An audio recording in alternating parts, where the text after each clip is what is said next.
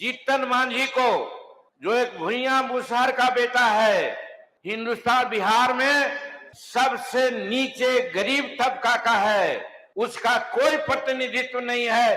भारत सरकार में कैबिनेट मंत्री बना करके उस समाज का उन्होंने इज्जत बख्शा है। तथाकथित जय भीम कहने वाले लोग कैसे कहते हैं कि नरेंद्र मोदी जी शेड्यूल कास्ट के विरोधी हैं, आरक्षण के विरोधी हैं और संविधान के विरोधी हैं।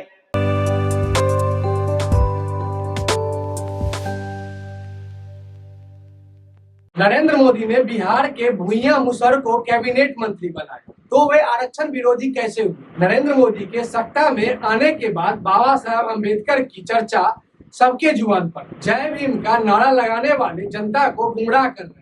नमस्कार, मैं मनोहर झा, स्वागत है आप सभी का बिहार इंडिया। केंद्रीय मंत्री और हम पार्टी के सुप्रीमो जीतन राम मांझी ने आज एनडीए के केंद्रीय मंत्रियों के अभिनंदन समारोह में खुलकर नरेंद्र मोदी पर बोले। जीतन राम मांझी ने कहा कि कुछ लोग नरेंद्र मोदी को SC, ST और आरक्षण विरोधी बता, जबकि प्रधानमंत्री के सत्ता में आने के बाद ही बाबा साहब अम्बेडकर की चर्चा सब जगह होने लगी। मोदी जी ने मुझे जैसे भुइयां मुसहर को कैबिनेट मंत्री बनाया। जीतन राम मांझी यही नहीं रुके, बल्कि जय भीम बोलने वालों पर भी खूब बरसे। आइए सुनते हैं और क्या कुछ कहा है जीतन राम मांझी ने। आज इस समारोह में जो सम्मान के लिए हम केंद्रीय मंत्रियों के लिए आयोजित है, और कृष्ण मेमोरियल हॉल जो आप जानते हैं कि एक ऐतिहासिक स्थल है,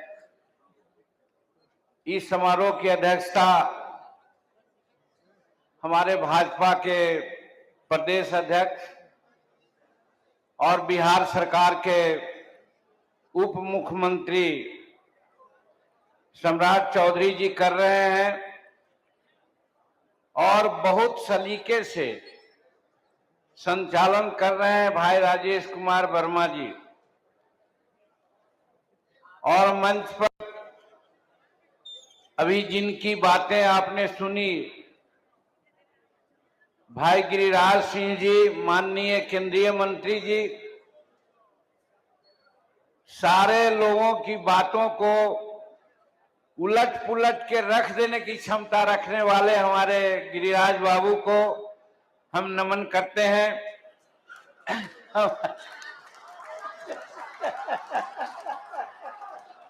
चले गए ललन बाबू हम लोगों के नेता, और यहाँ पर उपस्थित हैं, जो आपके सामने कह दिए हैं, और सही मायने में उनको मैं अपना भतीजा मानता हूँ। नित्यानंद राय जी जो भारत के गृह राज्य मंत्री जी हैं, और यहाँ पर उपस्थित हैं भारत सरकार के जितने भी मंत्री। थोड़ा समय का हम बचत करना चाहते हैं, नाम तो सब लोगों ने लिया है, मेरे दिल में भी वो सारी बातें हैं, लेकिन समय की बचत के दृष्टिकोण से सभी भारत सरकार के केंद्रीय मंत्रीगण जो यहाँ उपस्थित हैं, सबका हम अभिवादन करते हैं। यहाँ पर उपस्थित हमारे जितने भी माननीय सांसद हैं, पूर्व सांसद हैं, उनका भी नमन करते हैं। यहाँ पर उपस्थित बिहार सरकार के अनेकों मंत्री यहाँ पर उपस्थित हैं, हम उनका भी नमन करते हैं। हम नमन करते हैं एनडीए के सभी स्तर के जो हमारे कार्यकर्ता हैं, खास करके जिला अध्यक्ष हैं, प्रदेश के पदाधिकारी हैं, सबका हम नमन करते हैं। और यहाँ पर उपस्थित हमारे सामने कोने कोने से आए बिहार के हमारे सभी एनडीए के साथीगण, सबको हम नमन करते हैं, प्रणाम करते हैं, यथायोग आशीर्वाद भी देते हैं। और हमको ऐसा लगता है कि एक हम लोग महान गलती कर रहे थे जो हम लोगों की बात को पब्लिक डोमेन में रखने वाले हमारे पत्रकार मित्रों का नाम हम लोगों ने अभी तक नहीं उच्चारण किया, तो हम सभी मीडिया के साथी, चाहे इलेक्ट्रॉनिक मीडिया का हो, प्रिंट मीडिया का हो या छायाकार बंधु हो, सबको हम नमन करते हैं, सबको प्रणाम करते हैं। और अन्य लोग जिनका नाम नहीं हमने लिया उनको भी हम प्रणाम करते हैं और दिल से शुभकामना व्यक्त करते हैं। सबसे पहले तो हम सम्राट चौधरी जी को, भाई बड़े पद पर हैं, उप मुख्यमंत्री हैं, भाजपा के अध्यक्ष हैं, लेकिन हमारे साथी शकुनी चौधरी जी के वो बेटे हैं, तो मैं भी समझता हूं कि वो मेरे पुत्रवत हैं। उनको भी आशीर्वाद और आभार व्यक्त करता हूं कि आज उन्होंने एक अच्छा माहौल कायम किया है कि जो भारत सरकार में बिहार के लोग जो मंत्री बने हैं, सबको बुला करके सम्मिलित रूप में अभिनंदन किया है। इसके लिए उनको हम शुभ आशीर्वाद देते हैं, शुभकामना व्यक्त करते हैं। भाइयों बहनों, बहुत सारी बातें हो गई, विकास की बातें क्या करना है, हमारे विद्वान सभी साथियों ने कर दी। मैं नहीं समझता हूं कि हमारे लिए हमारे शब्दकोश में उससे आगे की कोई बात है। आपको एक दूसरे दिशा में ले जाना चाहते हैं और वो दिशा ये है कि जिसकी कसक हम लोगों को है, हम 39 से 2019 में आज हम 30 जीत के आए हैं। ये बात सही है कि हम बहुत विपरीत दिशा में जीत के 30 आए हैं। उसमें भारत के प्रधानमंत्री नरेंद्र भाई मोदी जी का और बिहार के मुख्यमंत्री नीतीश कुमार जी की अहम भूमिका है, और साथ साथ आप सबों की भी इतनी भूमिका है कि चिलचिलाती धूप में, लगन के समय में भी आप घरों से निकल करके मतदान करने का काम किया और हमको 30 पर लाने का काम किया। नहीं तो स्थिति ऐसी थी कि हम 30 से भी नीचे जा सकते थे। इसलिए आप लोगों को हम दिल के गहराइयों से प्रणाम करते हैं, आशीर्वाद देते हैं, शुभकामना देते हैं मेरे भाइयों बहनों। और हम थोड़ा सोचते हैं कि एक तो हमारे सामने गर्मी थी, दूसरे लगन की बात थी, लेकिन इसके साथ साथ कुछ बातें और थी जिसका हम लोगों ने सभ्यक प्रचार नहीं कर सकने का काम किया, या हम लोग सफल नहीं हुए प्रयास करने के बाद भी, जिसकी चर्चा हमारे भाइयों ने किया है कि विरोधी दल के लोगों ने भ्रामक प्रचार किया चुनाव में, और भ्रामक प्रचार हुआ कि संविधान खतरा में है, आरक्षण खतरा में है। तो संविधान के बारे में कहा गया कि नरेंद्र मोदी जी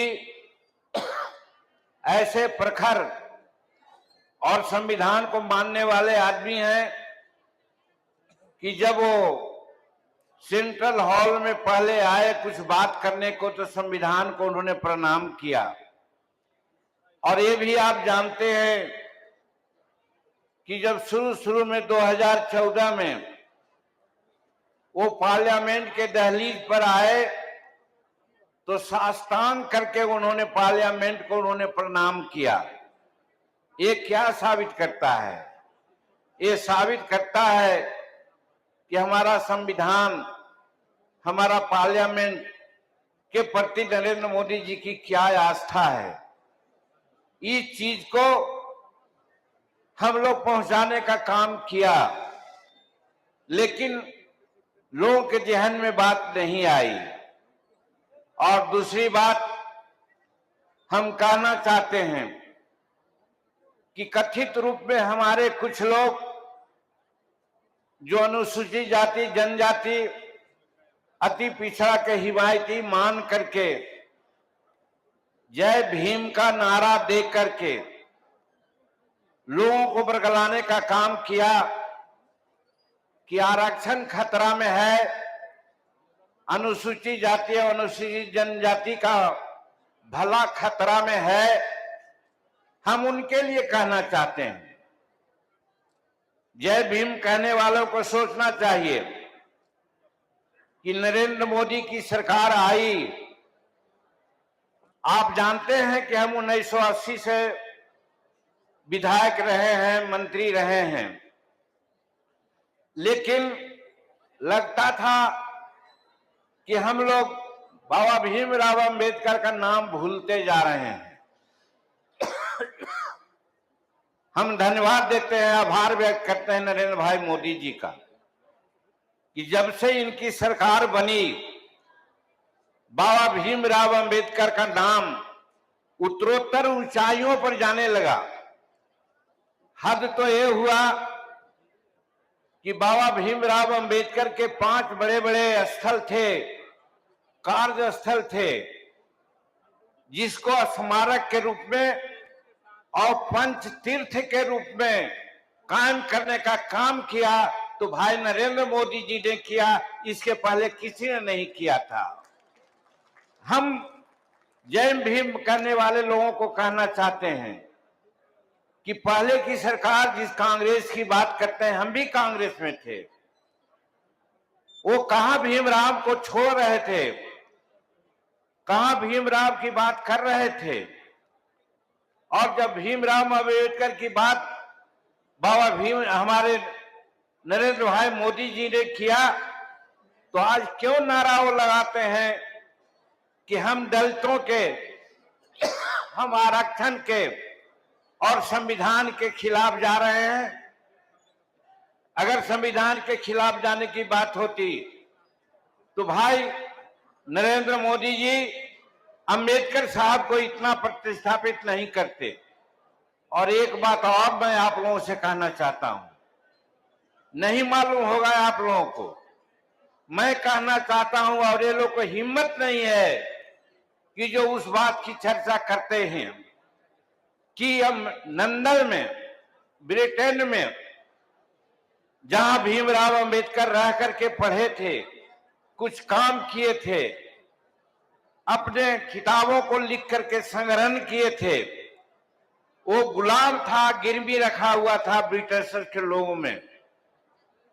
किसी कांग्रेस को या नरेंद्र भाई मोदी जी के आने के पहले किसी भी सरकार को उस स्थान के कोई चिंता नहीं थी। आप लोगों को जो जय भीम करते हैं उनको याद रखना चाहिए कि उस स्थल को, उस जगह को, उस मकान को भारत सरकार ने खरीद ली है और बाबा भीमराव अंबेडकर के नाम पर स्मारक बनाने का काम किया है। ये हमारे नरेंद्र भाई मोदी जी ने किया है। तब फिर किस मुंह से हमारे कुछ लोग कहते हैं कि ये शेड्यूल कास्ट के और संविधान के और आरक्षण के विरोधी सरकार है। तो इसलिए मैं यहां कहना चाहता हूं कि जब हम लोग का अभिवादन हो रहा है तो अभिवादन के स्वरूप हम लोगों की ये मंशा को भी आप समझ लीजिए कि नरेंद्र मोदी की क्या मंशा है। वो सही है कि सबका साथ, सबका विश्वास, सबका प्रयास में वो विश्वास करते हैं और काम कर रहे हैं। और तो और बात बहुत सतही है, कुछ लोगों को अच्छा नहीं लगेगा, लेकिन मैं कहना चाहता हूं जात पात में विश्वास नहीं करते हैं। हमारे जयदास जी ने कहा था, जात पात पूछे नहीं कोई, हरि के भजय सो हरि के होई। लेकिन ये कहने से नहीं होगा। आज नरेंद्र भाई मोदी ने जीतन मांझी को जो एक भुइयां मुसहर का बेटा है, हिंदुस्तान बिहार में सबसे नीचे गरीब तबका का है, उसका कोई प्रतिनिधित्व नहीं है। भारत सरकार में कैबिनेट मंत्री बना करके उस समाज का उन्होंने इज्जत बख्शा है। तब फिर हमारे तथाकथित जय भीम कहने वाले लोग कैसे कहते हैं कि नरेंद्र मोदी जी शेड्यूल कास्ट के विरोधी हैं, आरक्षण के विरोधी हैं और संविधान के विरोधी हैं। तो इसलिए आज जब हम लोगों का सम्मान की बात आई, अभिनंदन की बात आई, तो हम एक तरफ से जरूर आभार व्यक्त करते हैं, आशीर्वाद देते हैं, तो दूसरे तरफ हम बिहार के शेड्यूल कास्ट, आदिवासी, अति पिछड़े लोगों के लिए कहना चाहते हैं कि नरेंद्र भाई मोदी जी इन तबकों के लिए कृत संकल्प हैं। महिलाओं की बात भी मैं नहीं कहता, महिलाओं की बात कहने वाले बहुत लोग हैं, महिलाओं के बारे में भी उन्होंने अद्वितीय काम किया है, उसकी चर्चा मैं नहीं करना चाहता, चूंकि उस वर्ग से हम आते हैं और इस चुनाव में बरगला करके हमारा कुछ वोट को काटा गया है, जिसके चलते हम 39 के जगह 40 होना चाहते थे, आ गए हम 30 पर। इसलिए हम एनडीए के सभी साथियों को कहना चाहते हैं, इस बात को प्रचारित करने की जरूरत है, प्रसारित करने की जरूरत है कि नरेंद्र भाई मोदी जी ने क्या किया। तो इसलिए हम हट करके कुछ बात किया और दूसरी तरफ हम बहुत आभार व्यक्त करते हैं नरेंद्र भाई मोदी जी का। हमको जो विभाग मिला है आप लोग भी बहुत कम जानते होंगे। हमारे माननीय साथी गिरिराज सिंह जी इसके स्वतंत्र प्रभार में कुछ दिन रहे हैं। हम भी नहीं समझते थे कि इसका क्या महत्व है। सूक्ष्म, लघु और मध्यम और बृहत 4 प्रकार के उद्योग हैं। तो 4 प्रकार के उद्योग में 3 प्रकार का उद्योग सूक्ष्म, लघु और मध्यम, जिसको कहा जाता है micro, small and medium enterprises, वो विभाग हमको मिला है। जब हम उसको देख रहे हैं और विभाग देते के समय में माननीय प्रधानमंत्री जी ने कहा, हमको ऐसा लग रहा था कि कौन विभाग हमको मिल गया है, अटपटा विभाग। लेकिन जब उनके नजदीक गए तो उन्होंने कहा, मांझी जी हम आपको विजन का विभाग दिया है, स्वप्न का विभाग दिया है। आज सचमुच मैं समझ रहा हूं कि विजन का विभाग है। आज हिंदुस्तान है, बिहार में बेरोजगारी की स्थिति है और हम आपको बताना चाहते हैं, हिंदुस्तान जब जगत गुरु कहलाता था तो मल्टीनेशनल कंपनियां नहीं थी उस समय यही सूक्ष्म, लघु और मध्यम उद्योग था। गांव घर में हमारे चर्मकार भाई जूता बनाते थे, हमारे बढ़ई भाई कारपेंटरी का काम करते थे, हमारे सूता का काम करने वाले जो जुलाहा भाई लोग थे वो कपड़ा बुनते थे।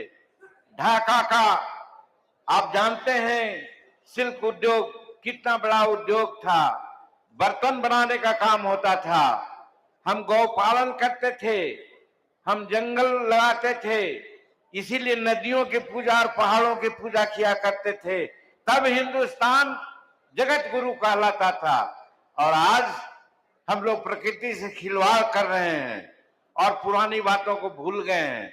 इसीलिए इस विभाग का इतना बड़ा महत्व है और वहां पर मेरा प्रयास होगा और शायद यही प्रधानमंत्री की अपेक्षा है कि हम छोटा से छोटा, जैसे अगर बिहार की बात करते हैं तो हम मानपुर की बात करते हैं।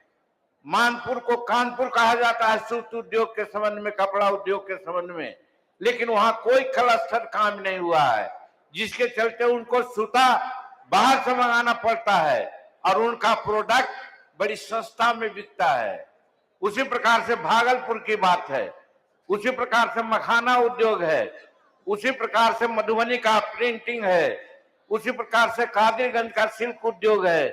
इस तरह से हमारे बिहार में छोटे छोटे चीज ऐसे हैं कि जिसको हम लोग आगे बढ़ा करके उसके लिए ट्रेनिंग दे करके उसके लिए हम योगदान पैसा का दे करके कर्ज दे करके और हर तरह से सहूलियत दे करके आगे बढ़ा सकते हैं और तभी हमारे यहाँ बेरोजगारी की बातें दूर हो सकती है। नहीं तो आज बिहार भारत में सबसे ज्यादा बेरोजगार और युवा लोग हैं। इसका एक ही उपाय है कि हम ये तीनों उद्योग को संवर्धित करके आगे बढ़ावेंगे तो आज भारत में 12 करोड़ लोग इसमें लगे हुए हैं। हमारी उम्मीद है हम प्रयास करेंगे कि 12 करोड़ नहीं, ये भारत में 32 करोड़ लोग इसमें लगे ताकि सब लोगों को रोजगार मिले। आज हमारा जीडीपी का 45% अंश है, 30% अंश है। हम इस जीडीपी को अंश को 40% ले जाना चाहते हैं। आज हमारा जो नेशनल इनकम है उसका 45% भाग देते हैं हम ये तीनों विभाग से, माइक्रो और मीडियम और लघु उद्योग से। आज उसका टारगेट है कि इसको हम 60% करेंगे तब बिहार का और भारत का विकास होगा। इसलिए इस विभाग का बहुत बड़ा महत्व है और हमने कुछ खामियां पाई है। हम जानते हैं कि इसका काम दूसरे प्रांतों में ज्यादा हुआ है, लेकिन हमारा बिहार, हमारा झारखंड, हमारा उड़ीसा, हमारा बंगाल, यहाँ तक कि मध्य प्रदेश में इसकी झलक कम है। हमारा प्रयास होगा इन सब राज्यों में जहां से पलायन ज्यादा होता है वहां इसको अधिक से अधिक बढ़ावा दे करके हम यहाँ की बेरोजगारी दूर करना चाहेंगे और नेशनल इनकम में अच्छा योगदान देना चाहेंगे। इसलिए हमको एक टास्क मिला है, नरेंद्र मोदी जी का आशीर्वाद मिला है, आप लोगों का सहयोग, आप लोगों का आशीर्वाद से इस सब की बात करके हम बिहार का विकास करना चाहेंगे। तो आज के इस दिन में जब हम लोगों का अभिनंदन हो रहा है तो हम अभिनंदन के स्वरूप यही कहना चाहते हैं, आश्वस्त करना चाहते हैं कि जो भी बन सकेगा हम लोग बिहार के लिए करेंगे, जिसका आशीर्वाद नरेंद्र भाई मोदी जी के द्वारा प्राप्त है। तो इन्हीं चंद शब्दों के साथ पुनः आप सब इस समय में भी हम लोग की बात सुनी, इसके लिए बहुत बहुत धन्यवाद और आयोजनकर्ता को भी बहुत बहुत धन्यवाद और आशीर्वाद। अगर आपको हमारा वीडियो पसंद आया हो तो बिहान इंडिया के चैनल को लाइक कीजिए, सब्सक्राइब कीजिए और अपने परिवार और अपने दोस्तों के साथ शेयर करना ना भूलें। साथ ही हमारा बेल आइकन भी जरूर दबाएं और हमारा चैनल ट्विटर, फेसबुक और यूट्यूब पे है तो तीनों जगह अपना सपोर्ट जरूर दिखाएं।